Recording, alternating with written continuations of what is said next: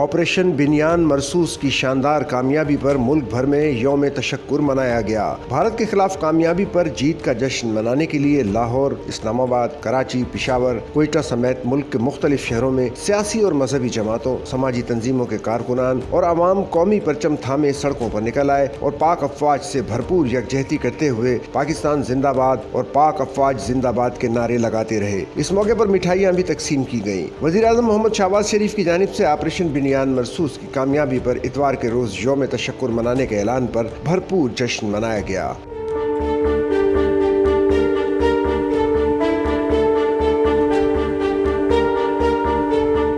اور پاک فوج سے بھرپور یکجہتی کا اظہار کیا گیا۔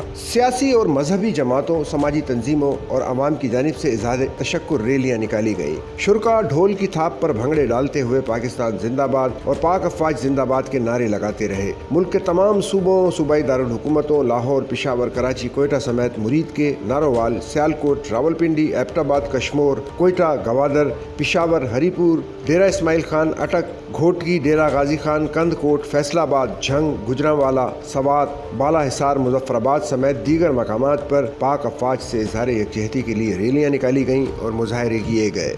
سچل نیوز نیٹ ورک کی ویڈیوز میں خوش آمدید۔ ناظرین، ویڈیو سے متعلق اپنی قیمتی رائے کا اظہار کمنٹ باکس میں ضرور کریں اور چینل کو سبسکرائب کریں۔